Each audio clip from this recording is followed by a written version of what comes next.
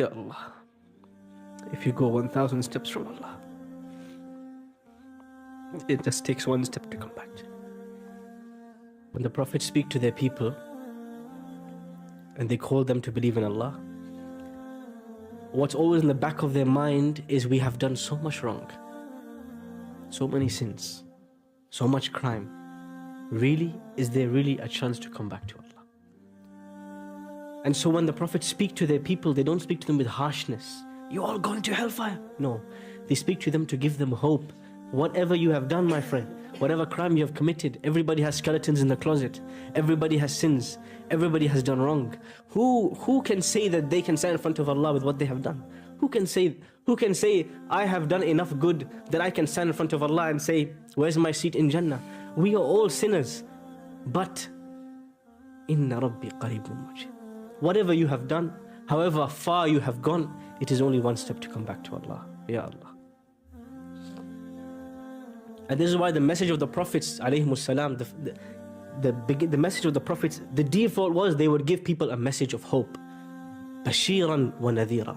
They would not just be warning them with scary punishments, they were giving them hope, because people are always conscious.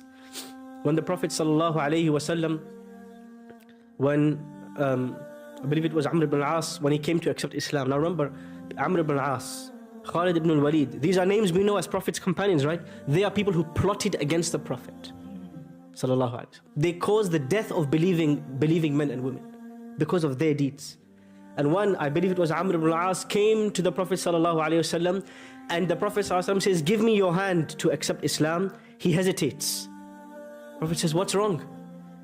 He says, O Prophet of Allah, what about everything I have done?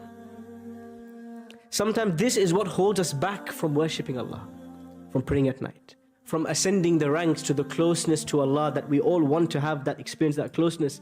What holds us back is we always think, there's no point, look at me, I'm such a mess. Look at me, what I have done. Is really Allah going to give me some spot with the VIPs in paradise? Yes, He can, and yes, He will.